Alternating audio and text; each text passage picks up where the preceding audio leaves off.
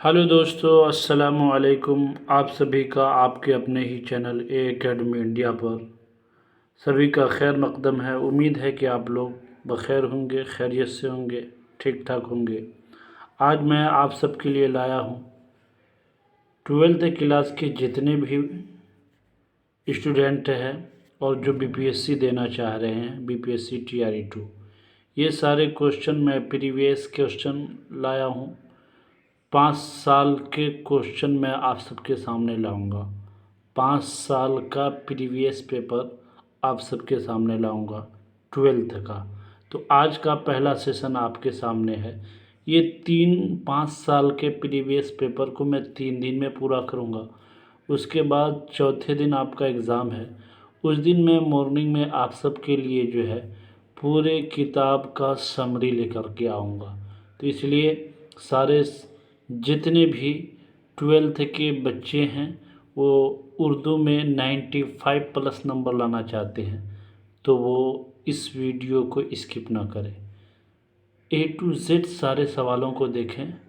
उम्मीद है कि उनके 90 प्लस नंबर आ जाएंगे, बशर्ते कि जिस तरह मैं मेहनत के साथ आप लोगों के लिए ये PDF ये वीडियो तैयार किया हूँ, उसी तरह मेहनत से आप लोग भी तैयारी करें। पढ़ें, एक बार समझ में नहीं आए दोबारा पढ़ें, दोबारा समझ में आए तीसरी बार रिवाइजिंग करें, सारी चीज़ें क्लियर हो जाएंगी। तो मैं आपका आज का पहला ये वीडियो आप सबके लिए है। प्रीवियस पेपर हैं ये 2017, 18, 19, 20, 21, 22, 23 तक के जितने सारे क्वेश्चन बिहार बोर्ड ने अपने एग्ज़ामों में पूछा है मैं आप सबके लिए लाया हूँ। तो तैयार हो जाइए, बिला ताख़ीर हम सब शुरू करते हैं अपने क्लास को। आज का पहला क्वेश्चन है, सभी सवालों के जवाब देना लाजमी है। देखिए इसमें कोई सवाल नंबर 1 में जो है इन्होंने कितने नंबर से पूछे हैं, 7 क्वेश्चन पूछे हैं। एक क्वेश्चन का सवाल नंबर जो है, एक का जवाब अगर हम सही देंगे तो उसका 2 नंबर मिलेगा, अगर 7 का जवाब देंगे तो हमें 14 नंबर मिलेगा। चलिए देखते, ईवान गज़ल किसकी तख्लीक है? शकीला अख्तर, जिलाने बानो, कुदसिया बानो, रसीदुन्निसा। तो इसका राइट आंसर दोस्तों हो जाएगा जिलानी बानो। क्या हो जाएगा राइट आंसर इसका? जिलानी बानो। क्या हो जाएगा राइट आंसर? जिलानी बानो। तो हम सब जिलानी बानो पर इसका राइट आंसर हो जाएगा। चलिए 2 नंबर क्वेश्चन देखते हैं हम। किस्सा गोई की सबसे पुरानी सिन्फ कौन सी है? किस्सा गोई की सबसे पुरानी सिन्फ कौन सी है? नावल, मसनवी, ड्रामा, दास्ता। तो इसका क्या राइट आंसर हो जाएगा? दास्ता। क्वेश्चन नंबर 3 पर देखेंगे हम लोग। हम सारे क्वेश्चन पर थोड़ी थोड़ी डिस्कस भी कर लेते हैं कि जैसा कि आप सबको मालूम होगा कि सबसे पुरानी कहानी जिस चीज़ में बयान की जाती है, जिसमें परियों की, समुंदरों की, आसमानों की और जंगलों की कहानियाँ जिसके अंदर बयान की जाती है, परी का बादशाह, जिन, परी, उसके बाद जितने सारे मा फ़ौकुल फ़ितरत अनासी जो सारी चीज़ें बयान की जाती है उसे क्या कहते हैं? दास्तां कहते हैं। जिसके अंदर जिन्नात का ज़िक्र होता है, फ़रिश्तों का ज़िक्र होता है, परियों का ज़िक्र होता है, तो इसको क्या कहते हैं हम लोग? दास्तां कहते हैं। तो किस्सा गोई की सबसे पुरानी सिन्फ कौन सी है? दास्तां है। चलिए हम क्वेश्चन नंबर 3 पर चलते हैं। सैयद सुलेमान नदवी किस रियासत से ताल्लुक़ रखते थे? सैयद सुलेमान नदवी किस रियासत से ताल्लुक़ रखते थे? रियासत लखनऊ, रियासत दक्कन, रियासत बिहार, रियासत पंजाब। तो इसका राइट आंसर क्या हो जाएगा? जी, रियासत बिहार। आप लोग भी हमारे साथ साथ जो है इस क्वेश्चन का आंसर देने का प्रयास करेंगे। चलिए इनमें से किस किताब का ताल्लुक़ दास्तां से? इनमें से किस किताब का ताल्लुक़ दास्तां से है?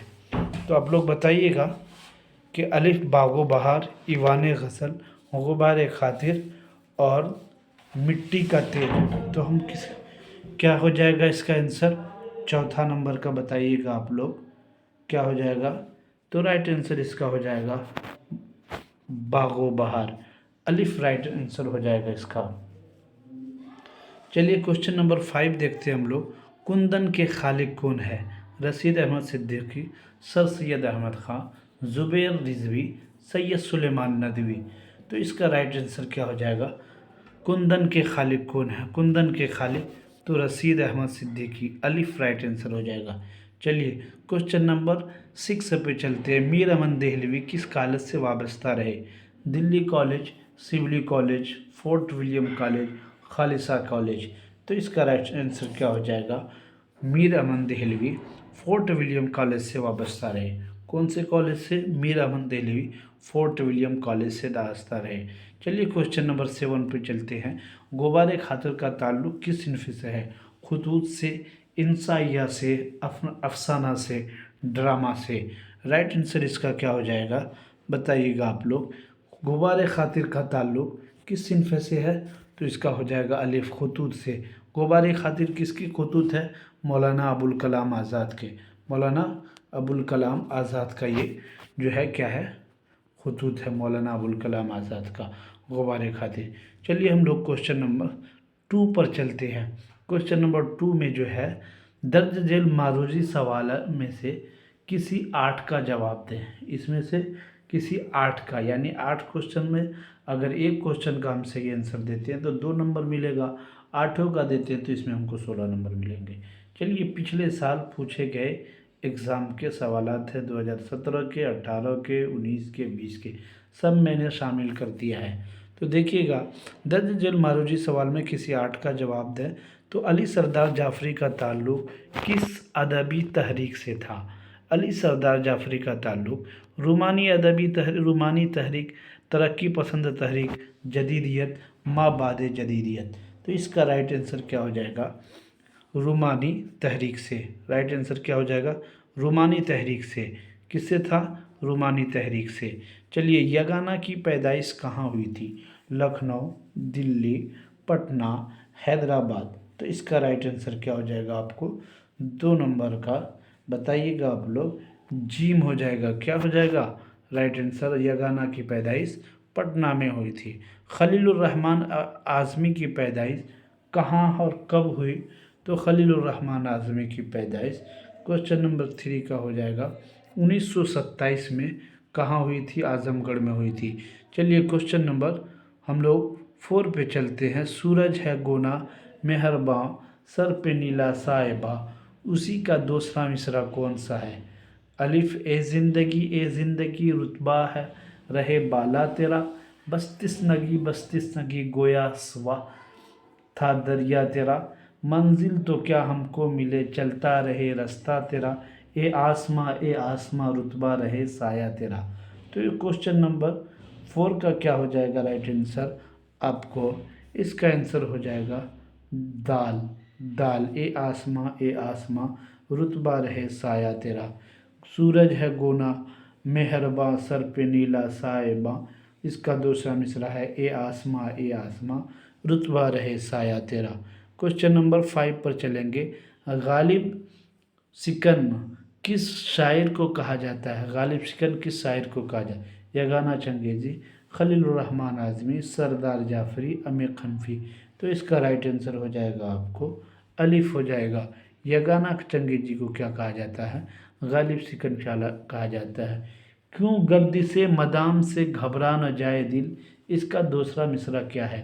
کیوں گردش مدام سے گھبرا نہ جائے دل, خاک ایسی زندگی پہ کہ پتھر نہیں ہوں میں, لوہے جہاں پہ حرف مقرر نہیں ہوں میں, انسان ہوں ساغر و پیالہ نہیں ہوں, لعل و زمرد و گہر نہیں ہوں میں. تو اس کا دوسرا مصرع کیا ہو جائے گا؟ ہم دیکھیں گے اس کا دوسرا مصرع جو ہے آپ کو انسان ہوں ساغر و پیالہ نہیں ہوں میں, جیم ہو جائے گا اس کا. کیوں گردش مدام سے گھبرائے نہ جائے دل, اس کا دوسرا مصرع انسان ہوں ساغر و پیالہ نہیں ہوں میں. تو میرے جتنے بھی اسٹوڈنٹ ہیں, جتنے بھی ودیارتھی تیاری کرنے والے ہیں, وہ اگر 95 ایگزام میں نمبر لانا چاہتے ہیں تو آپ کو تھوڑی سی محنت کرنی پڑے گی ہمارے ساتھ ساتھ. آپ کو محنت جس طرح یہاں پہ پچھلے سال شاعر کا قول پوچھا گیا, ایک شعر پڑھ کر کے دوسرا مصرع ملانے کی کوشش کی گئی, پوچھنے کی کوشش کی, اس طرح آپ کے بک میں جتنے اشعار ہیں اس کو 2 سے 3 بار پڑھ کے جائیں گے ताकि ये दो दो नंबर हमारे जुड़ जाएं। नहीं तो अगर हम उस आसार को नज़रअंदाज कर दिए, नहीं पढ़े, तो हमारे लिए मुश्किल हो सकता है। मिर्ज़ा नौशाद के नाम से कौन शायर मशहूर हुए? मिर्ज़ा नौशाद के नाम से, तो इसका राइट आंसर क्या हो जाएगा आपको? गालिब। गालिब, क्योंकि गालिब जो है मिर्ज़ा वो कहाँ के थे? गालिब आगरा के थे, शादी दिल्ली में हुई थी, इसलिए वहीं इनका क़याम था, तो मिर्ज़ा नौशाद कहलाने लगे। चलिए, यगाना चंगेज़ी का असल नाम क्या था? मिर्ज़ा अहद हुसैन, मिर्ज़ा वाजिद हुसैन, मिर्ज़ा साजिद हुसैन, मिर्ज़ा खालिद हुसैन। क्वेश्चन नंबर 8 का आंसर हो जाए आपको मिर्ज़ा वाजिद हुसैन। यगाना चंगेज़ी का असल नाम क्या था? मिर्ज़ा वाजिद हुसैन। गालिब शिकन किसे कहा जाता है? यगाना चंगेज़ी को। चलिएगा, क्वेश्चन अकबर इलाहाबादी का पूरा नाम क्या था? तफज़्ज़ुल हुसैन, सैयद फजल मोहम्मद, अकबर हुसैन, असगर हुसैन। तो इसका राइट आंसर आपको क्या हो जाएगा? राइट आंसर इसका हो जाएगा आपको इलाहाबादी का पूरा नाम क्या था? तो इसका राइट आंसर आपको हो जाएगा अकबर हुसैन। क्या राइट आंसर हो जाएगा इसका? अकबर हुसैन। क्वेश्चन नंबर हम लोग चलेंगे सवाल नंबर 3 पर। दर्ज झेल मारूजी सवालों में किसी 5 का जवाब लिखें। देखिए, 5 का जवाब देंगे तो हमको एक क्वेश्चन का 2 नंबर मिलेगा, अगर पाँचों का देते हैं तो हमें 10 नंबर मिलेंगे। तो बेदी का पूरा नाम क्या था? भरत सिंह, अमृत सिंह, राजेंद्र सिंह, इबरत सिंह। तो बेदी का पूरा नाम क्या था? राजेंद्र सिंह बेदी। तो इसका राइट आंसर हो जाएगा जी, राजेंद्र सिंह बेदी। चलिए, क्वेश्चन नंबर 2 पे चलते हैं हम लोग। फैज़ अहमद फैज़ कहाँ पैदा हुए? सियालकोट, अहमदाबाद, फैज़ाबाद, इलाहाबाद। तो इसका राइट आंसर क्या हो जाएगा आपको? सवाल नंबर 3 के 2 का आपको हो जाएगा क्या? सियालकोट में। फैज़ अहमद फैज़ कहाँ पैदा हुए? सियालकोट में। चलिए, क्वेश्चन नंबर हम लोग 4 पे चलते हैं। 3 पे, किसी की मौत पर जो नज़्म कही जाए उसे क्या कहते हैं? तो सबको मालूम है, कसीदा किसको कहते हैं? जो बादशाह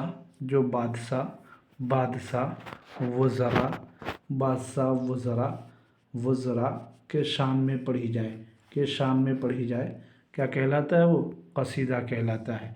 उसी तरह रुबाई किसको कहते हैं? चार मिसरा का जो हो, मिसरा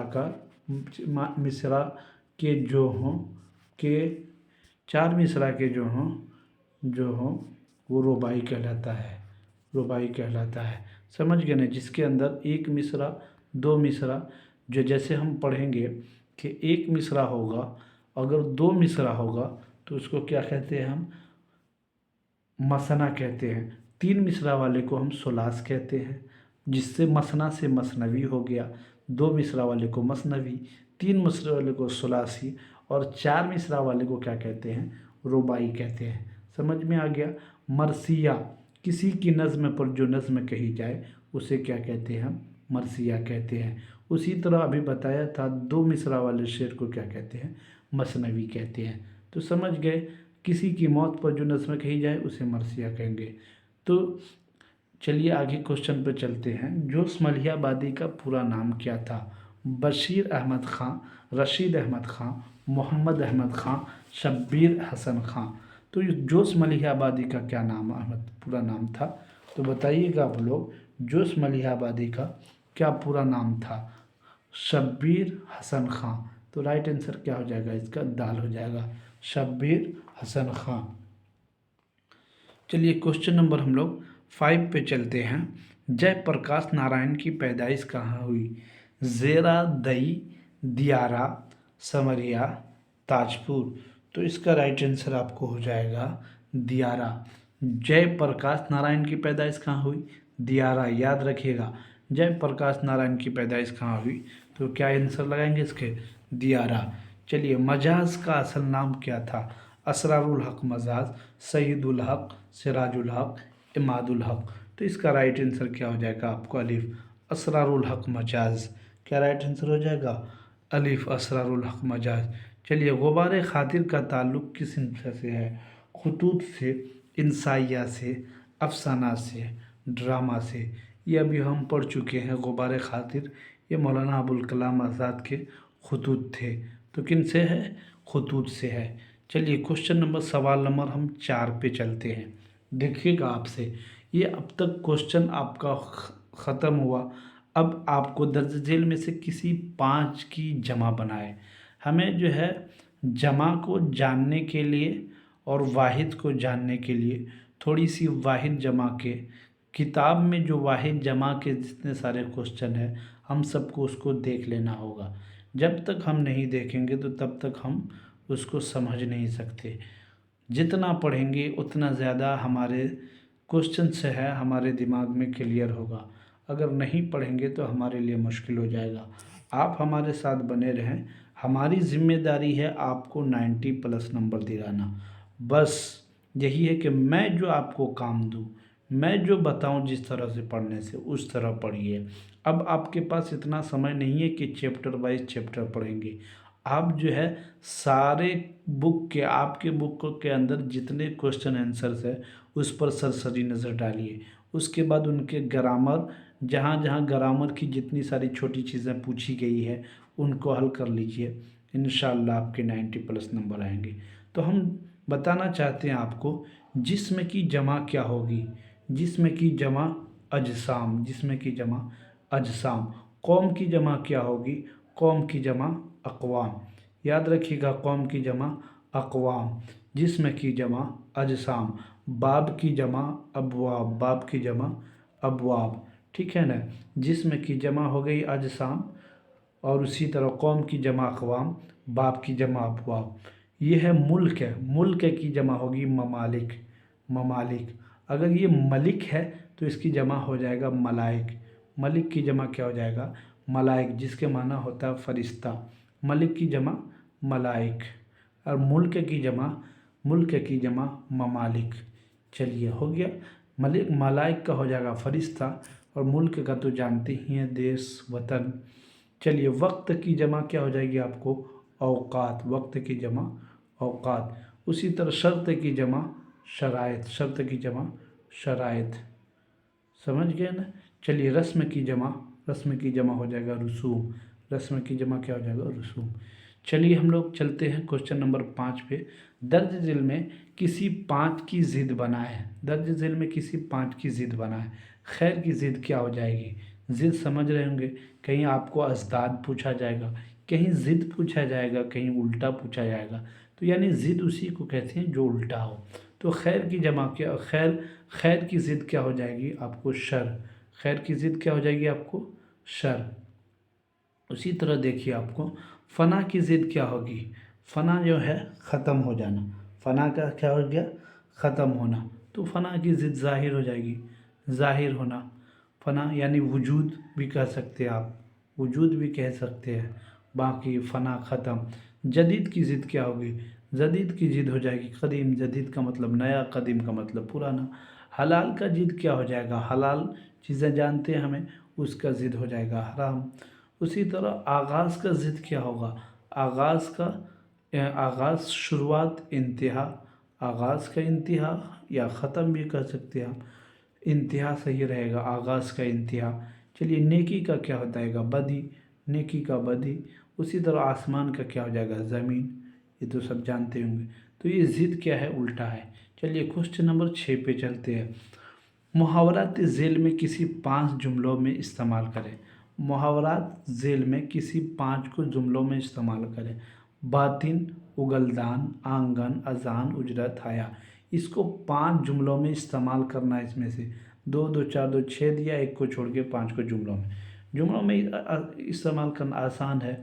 تمہارا باطن ٹھیک تو ہے، ظاہر بالکل ٹھیک نہیں ہے، اس طرح کہہ سکتے ہیں. اگلدان، کسی کے پاس اگلدان ہے تو مجھے دے دو، اس کو یوز کر سکتے ہیں. آنگن، آپ کے آنگن میں کس چیز کا پیڑ ہے؟ آپ کے آنگن میں کس چیز کا پیڑ ہے؟ اس طرح استعمال کر سکتے ہیں. چلیے اذان ہو گئی ہے کیا؟ اذان ہو گئی ہے کیا؟ اذان ہو گئی ہے کیا؟ اذان ہو گئی ہے کیا؟ اس طرح کا کوشچن آپ اس طرح سے جملوں میں استعمال کر سکتے ہیں. اجرت، آپ میرے کام کی مجھے اجرت دے دو. مجھے اجرت دے دو. اجرت دے دو، اس طرح سے۔ اسی طرح حیا جو ہے تمہیں گناہ کرنے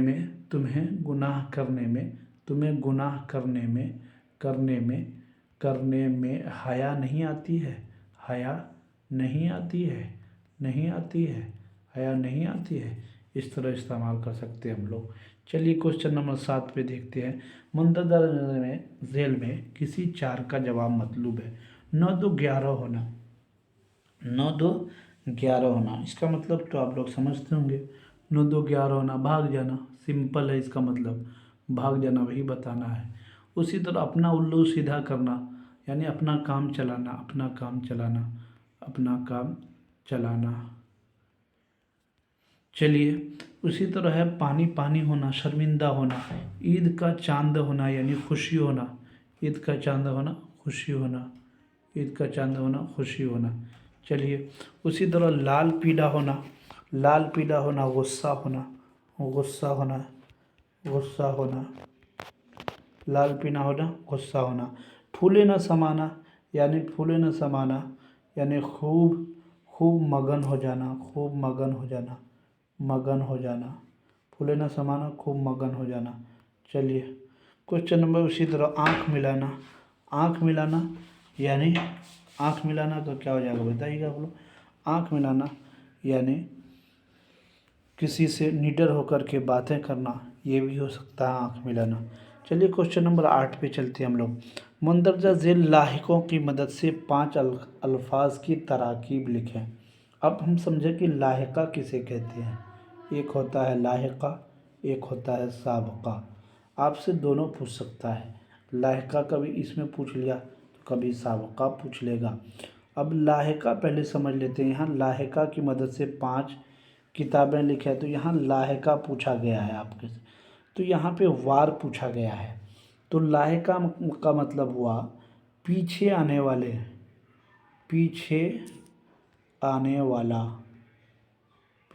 والا، یہ کیا ہو گیا لاحقہ۔ اسی طرح سابقہ ہم سمجھ لیتے ہیں، سابقہ آگے آنے والا، یہ کیا ہو گیا سابقہ آگے آنے والا۔ تو سمجھ گئے نا۔ تو ہم اب کیا سمجھیں گے کہ لاحقہ، تو یہاں وار دیا ہے، ان سے ہمیں بنانا ہے لاحقہ۔ تو ہم کیا کریں گے، بزرگوار، تو یہاں بزرگ اصل تھا، کیا تھا بزرگ تھا، اس میں وار ملا دیے تو کیا ہو گیا بزرگوار۔ اسی طرح اندازہ کیا ہے، اسی طرح کیا لکھا گیا یہاں پہ انداز، تو کیا کہہ دیں گے کہ یہ تیر انداز، تیر یہاں لکھ دیے، انداز یہ۔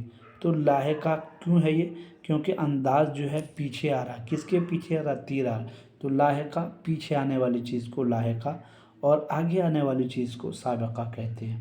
تو اسی طرح یہاں پہ گاہ ہے، تو کیا ہو جائے گا عیدگاہ، کیا ہو جائے گا عیدگاہ، گاہ پیچھے آ گیا تو لاحقہ ہو گیا۔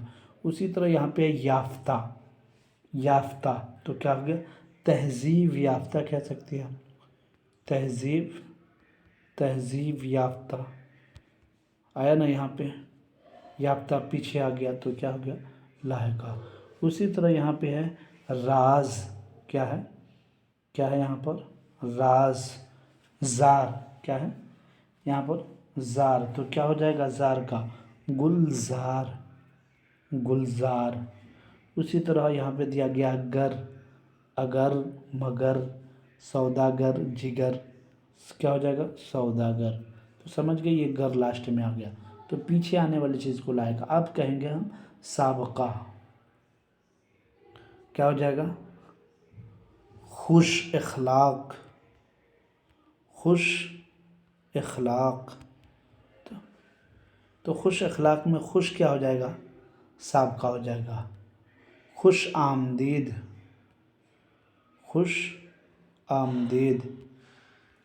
تو خوش پہلے آ رہا، تو پہلے آنے والے کو کیا بولیں گے سابقہ۔ تو یہ سابقہ کی مثال تھی، عیدگاہ جو ہے یہ کس کی مثال تھی لاحقہ کی مثال تھی، عیدگاہ لاحقہ کی، خوش آمدید سابقہ کی۔ خوشنما، خوش नुमा, تو یہ کس کی سابقہ کی مثال ہو گئی. اور عیدگاہ کس کی مثال ہو گئی لاحقہ کی, گاہ بعد میں آ رہا یا خوش پہلے آ رہا. تو یہ بات ہمیں ہمارے ذہن میں کلیئر ہو جانی چاہیے. یہاں سمجھ لیں گے تو ہمیں جو ہے ایگزام میں کوئی دقت نہیں ہوگی. ویڈیو اگر آپ کو تھوڑی سی لمبی ہو رہی ہے تو اس کا پلے بیک میں جا کر کے اسپیڈ بڑھائیے, اسپیڈ بڑھا کر کے اس کو دیکھیے, لیکن ویڈیو کو اسکپ مت کیجیے گا. جتنے بھی 12th کلاس کے ایگزام دینے والے بچے ہیں ان کے لیے بہت ہی یہ ویڈیو, یہ کلاس بہت ہی معاون ثابت ہونے والی ہے. آپ چاہتے ہیں 90+ نمبر لانا تو اس ویڈیو پر بنے رہیں اور پوری ویڈیو کو دیکھیں, کہیں بھی اسکپ مت کریں, آپ کے سارے ڈاؤٹ سے کلیئر ہو جائیں گے. چلیے کوشچن نمبر ہم 8 دیکھ لیے, 9 پہ چلتے ہیں. ذیل کے کسی 4 سوالوں کے جواب 1 یا 2 جملوں میں دیں. ذیل کے کسی 4 سوالوں کے جواب.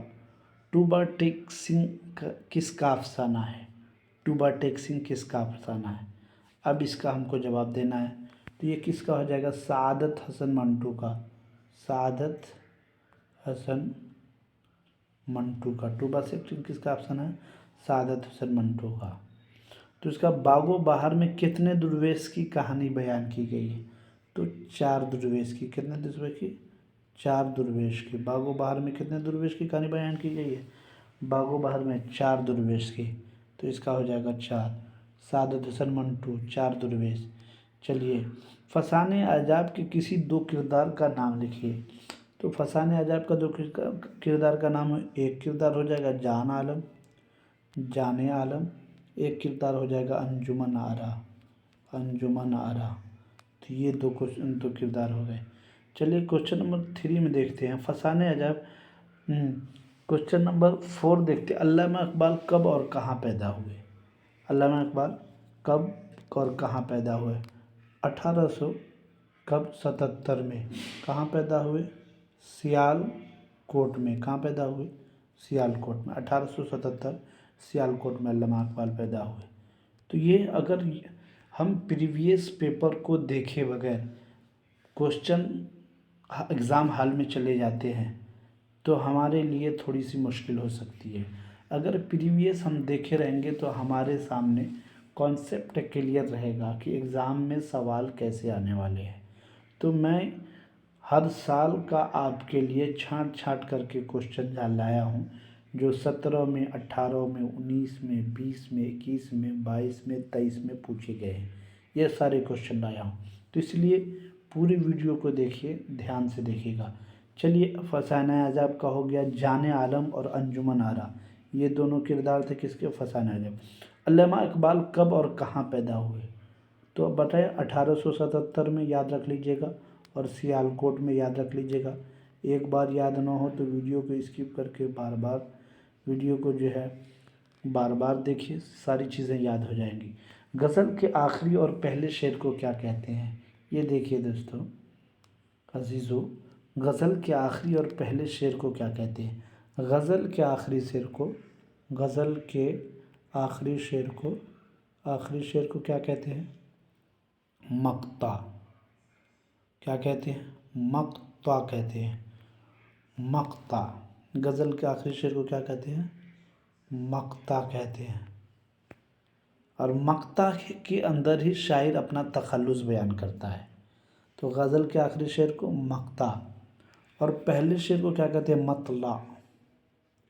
غزل کے پہلے شعر کو مطلع, آخری شعر کو مقطع. سمجھ گئے نا آپ لوگ؟ مقطع. مقطع کے اندر ہی شاعر اپنا تخلص بیان کرتا ہے. یہ بھی یاد رکھیے گا, شاعر اپنا تخلص کس شعر کے اندر بیان کرتا ہے؟ تو کیا بولیں گے ہم؟ مقطع کے اندر. کیا کہیں گے؟ مقطع. مقطع کے اندر شاعر جو اپنا تخلص بیان کرتا ہے. تخلص پوچھ لیتے کہ تخلص کس کو کہتے ہیں؟ تخلص کس کو کہتے ہیں؟ ہم بتائیں گے تخلص شاعر جو نام آخری شعر میں استعمال کرتا ہے، آخری شعر میں استعمال کرتا ہے وہ کیا کہلاتا ہے آپ کو؟ تخلص کہلاتا ہے۔ جیسے غالب یہ اس کا اصل نام نہیں ہے، اصل نام کیا ہے اس کا؟ اسد اللہ خان غالب، لیکن یہ ہر جگہ نام اپنے شعر میں کیا لکھتا ہے؟ غالب لکھتا ہے، تو وہ کیا کہلایا جائے گا؟ غالب ہو جائے گا۔ جیسے میں کچھ شعر ایک میں مثال دے کر کے کہتا ہوں کہ لکھنا نہیں آتا تو میری جان پڑھا کر، ہو جائے گی ہر مشکل تیری آسان پڑھا کر۔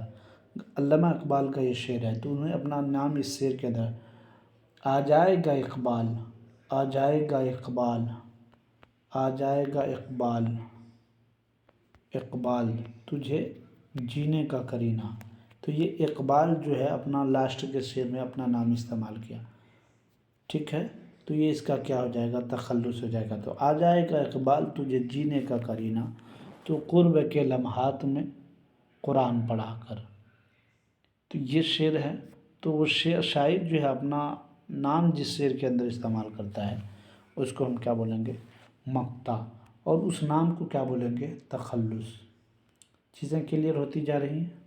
اگر آپ کو یہ ویڈیو اچھی لگ رہی ہے تو ویڈیو کو لائک کیجیے، سبسکرائب کیجیے، اپنے دوستوں کے درمیان شیئر کیجیے۔ چلیے، جو لوگ اگر یہ PDF آپ کو اپنے واٹس ایپ پر چاہیے تو ہمارے نمبر پر میسیج کیجیے۔ نمبر ہے 87 57 68 90 45، اس پر آپ کو یہ PDF مل جائے گا۔ چلیے، غزل کے آخری اور پہلے شعر کو کیا کہتے ہیں یہ سمجھ گئے؟ پہلے آخری شعر کو مقطع اور پہلے شعر کو جو ہے مطلع، اور جو مقطع کے اندر جو نام استعمال ہوتا ہے اس کو تخلص کہتے ہیں۔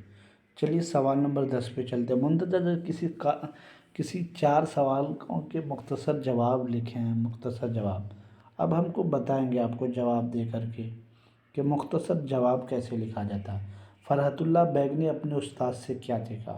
تو یہ تو آپ پڑھے ہی ہیں اپنی کتابوں میں، جو بھی آپ کو تھوڑی بہت ان سے ریلیٹڈ یاد ہوں گی وہ ساری چیزیں آپ 2 سے 4 لائن میں لکھ دیں گے۔ ایک کوشچن 4 سوال پوچھا گیا، ایک کوشچن کا 3 نمبر ہے، 3 نمبر آسانی سے مل جائے گا۔ جب تک آپ 3 سے 4 لائن نہیں لکھیں گے تو 3 نمبر کی امید نہیں کر سکتے۔ کم سے کم آپ کو فرحت اللہ بیگ نے اپنے استاد سے کیا سیکھا اس کو تھوڑا سا چڑھا بڑھا کر کے لکھنا ہے، تاکہ 3 سے 4 لائن ہو جائے تو آرام سے 3 نمبر مل جائے گا آپ کو۔ چلیے، اگر اس سے زیادہ ہو جائے تو اور بہتر، سونے پر سہاگا۔ چلیے، خاکہ نگاری سے کیا مراد ہے؟ اور مٹی کی تہ میں قدرت نے کون کون سے خزانے چھپا رکھے ہیں؟ سید سلیمان ندوی کا تعارف پیش کیجیے۔ مضمون نگاری سے آپ کیا سمجھتے ہیں؟ صنف انسائیہ سے اپنی واقفیت کا اظہار کیجیے۔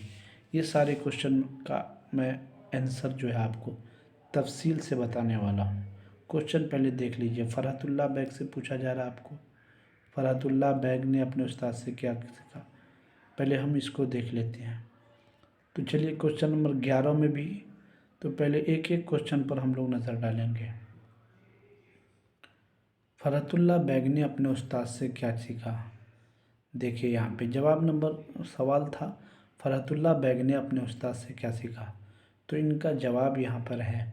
فرحت اللہ بیگ نے استاد کا نام کیا نام تھا؟ ڈپٹی نذیر احمد۔ فرحت اللہ بیگ کے استاد کا کیا نام تھا؟ ڈپٹی نذیر احمد۔ وہ اپنے استاد نذیر احمد کے گھر جا کر تعلیم حاصل کرتے تھے، مگر فرحت اللہ بیگ سے اعراب کی فحش غلطیاں ہوتی تھیں۔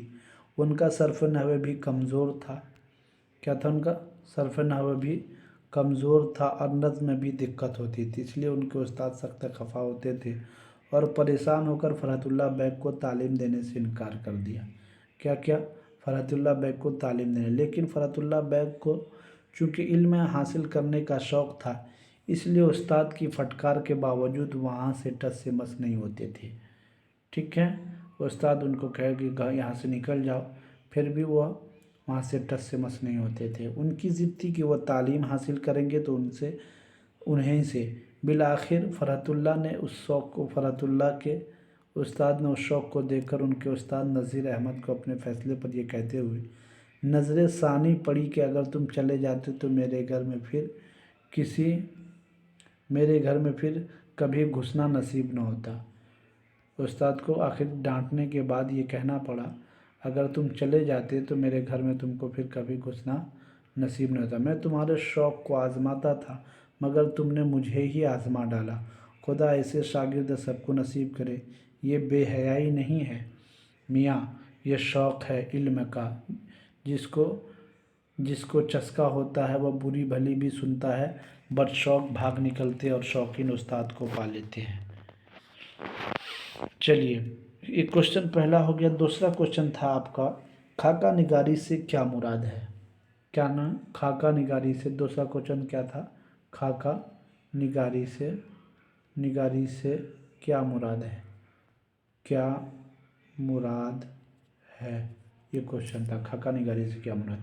تو اس کا دیکھیں گے خاکہ نگاری اردو نثر کی ادب کی ایک دلکش صنف ہے۔ اس کا فن غزل اور افسانے کے فن سے ملتا جلتا ہے۔ مراد یہ ہے کہ غزل اور افسانے کی طرح ہی خاکہ نگاری میں اختصار اور اشارے اور کنایے سے کام لیا جاتا ہے۔ اختصار خاکہ کی نگاری کی بنیادی شرط ہے۔ خاکہ میں کسی بھی شخص کی زندگی کے نقوش اور اس کے خد و خال اس طرح ابھارے جاتے ہیں کہ اس کی خوبیاں اور خامیاں نمایاں ہو جاتی ہیں۔ اس کی ایک جیتی جاگتی تصویر ایک خاص تاثر کے ساتھ ذہن میں نقش ہو جاتی ہے۔ خاکہ دراصل کسی بھی شخص کا محض اسکیچ ہوتا ہے، مکمل تصویر نہیں۔ جو فرق افسانہ اور ناول میں ہے وہی فرق خاکہ اور سوانح نگاری میں ہوتا ہے۔ خاکہ نگاری میں خاکہ کے کسی بھی شخص کی زندگی تفصیلی حالات پیش کر کے اس کی مکمل تصویر میں رنگ نہیں بھرتا بلکہ اس کی زندگی کے نمایاں پہلوؤں پر دلچسپ اور ضرورت کے مطابق ظریفانہ اسلوب میں اختصار کے ساتھ دھندلی سی ایک تصویر پیش کرتا ہے، جس سے موٹے طور پر مذکورہ شخص کے متعلق قاری کے ذہن میں خاص تاثر کے ساتھ ایک شبیہہ ابھرتی ہے۔ خاکہ کسی کا بھی ہو سکتا ہے، خواہ وہ ایک مالی یا بھنگی ہو یا پھر کسی بڑی شخصیت کا۔ اردو میں سب سے پہلے فرحت اللہ بیگ نے اپنے استاد ڈپٹی نذیر احمد کا خاکہ نذیر احمد کی کہانی کچھ میری کچھ ان کی زبانی کے عنوان سے لکھا۔ آپ سے کوشچن کہیں کہیں یہ بھی پوچھا جاتا ہے، بار بار BPSC TRE 3 کے ایگزام میں یہ پوچھا جاتا ہے کہ جو ہے کون سا TRE 2 کے ایگزام میں 1 کے ایگزام میں بھی پوچھا گیا ہے کہ ڈپٹی نذیر خاکہ نگار سب سے پہلا خاکہ نگار کون ہے؟ کیا کوشچن پوچھا گیا؟ سب سے پہلا خاکہ نگار کون ہے؟ خاکہ نگار کون ہے؟ تو ہم کیا کہیں گے؟ جواب دیں گے مرزا فرحت اللہ بیگ یہ سب سے پہلا خاکہ نگار ہے۔ تو سب سے پہلا خاکہ کون سا ہے؟ ڈپٹی نذیر احمد کی کہانی۔ کیا خاکہ ہے؟ ڈپٹی نذیر احمد کی کہانی کچھ میری کچھ ان کی زبانی۔ سمجھ میں آ گیا؟ ڈپٹی نذیر احمد کی کہانی کچھ میری، یہ مرزا فرحت اللہ بیگ کا خاکہ ہے اور سب سے پہلا خاکہ ہے۔ چلیے ہم نے جان لیا خاکہ نگاری سے مراد، اور اس کے بعد چلتے ہیں مٹی کے تہ میں قدرت نے ایسے نایاب خزانے چھپا رکھے ہیں۔ تیسرا کوشچن تھا مٹی کے تہ میں قدرت نے کون کون سے خزانے چھپا رکھے ہیں؟ تیسرا، مٹی کے تہ میں قدرت نے کون کون سے خزانے چھپا رکھے؟ قدرت نے ایسے نایاب خزانے چھپا رکھے جن کو کام میں لا کر انسان ایک مہذب آدمی کہلاتا ہے۔ جس طرح کی معدنیات جیسے سونا، چاندی، ہیرے، موتی، جواہرات وغیرہ مٹی کے اندر ہی ہوتے ہیں، ان معدنیات کے بغیر تو انسان جانوروں جیسی زندگی بسر کرتا ہے۔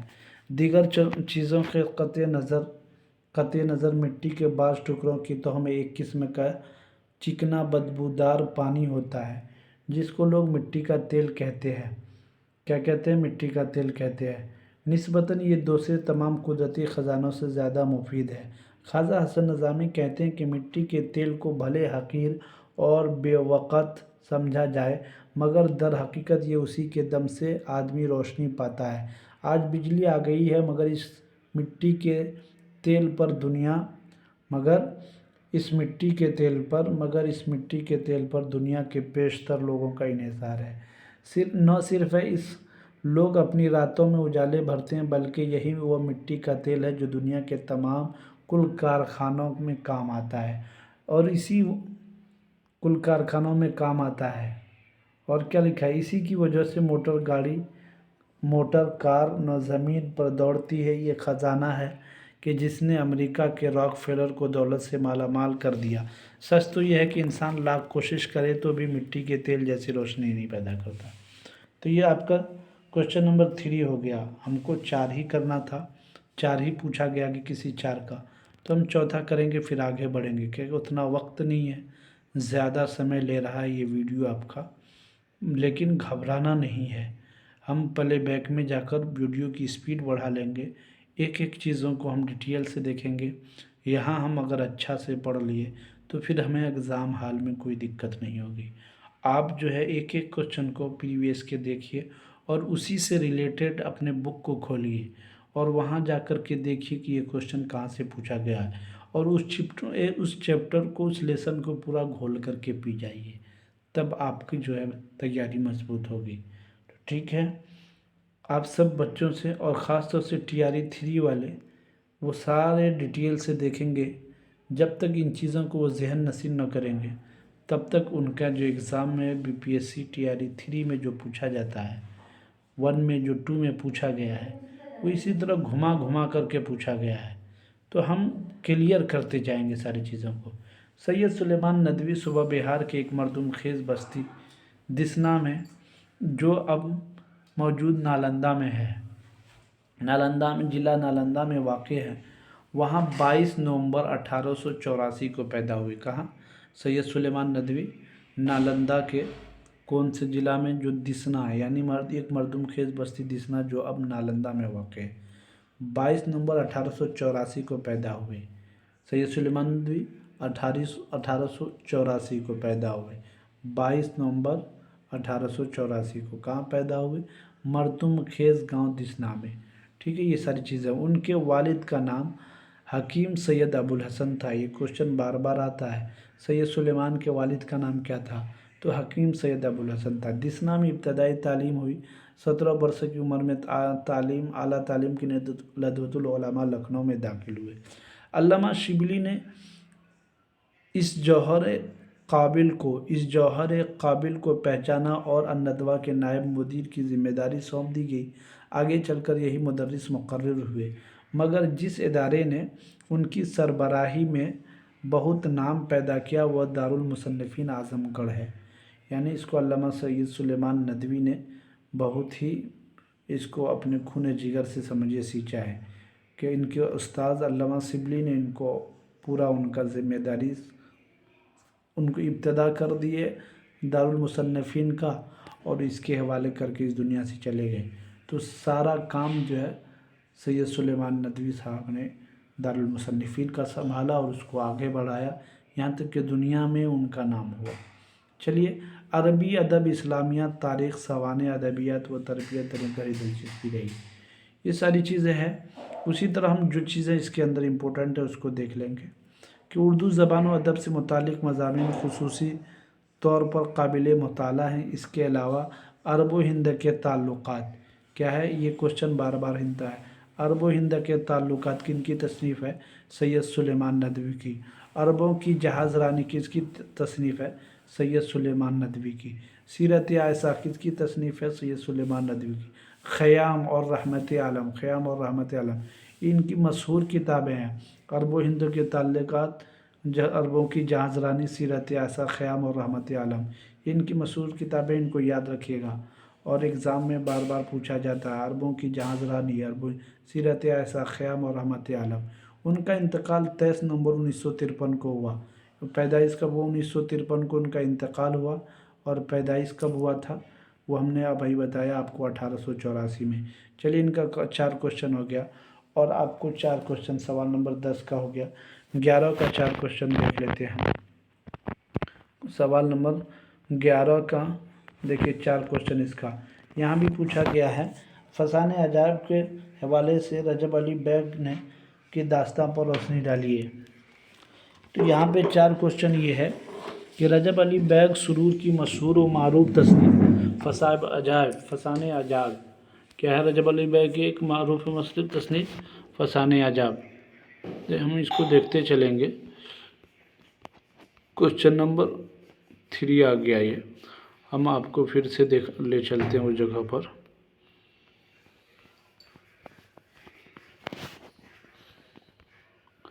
अच्छा, कुछ टेक्निकल प्रॉब्लम है आज जहाँ तक क्लास हुआ, फिर इसके आगे हम कल करेंगे।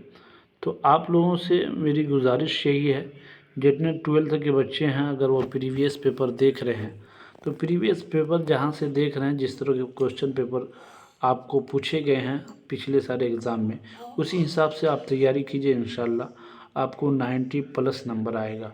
तो मैं आपसे कहना चाहूँगा, ज़्यादा वक्त नहीं लेकर के मैं आपसे ये गुजारिश करूँगा कि आप जो है अपनी तैयारी को थोड़ी मजबूत कीजिए।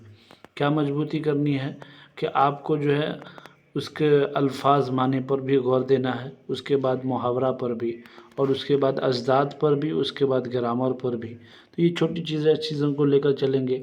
हम सारे चैप्टर को चैप्टर बाई चैप्टर पढ़ेंगे तो अब हमारे पास उतना वक्त नहीं रहा, वक्त बहुत कम है।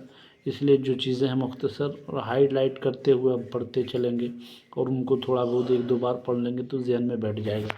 इसलिए हम आज का क्लास यहीं पर ख़त्म करते हैं। आप सबका बहुत बहुत शुक्रिया। अगर ये वीडियो आपको अच्छी लगी तो हमारे क्लास को लाइक कर दीजिएगा। अगर चैनल पे नए हैं तो सब्सक्राइब कीजिएगा, अपने दोस्तों के दरमियान में शेयर कीजिएगा।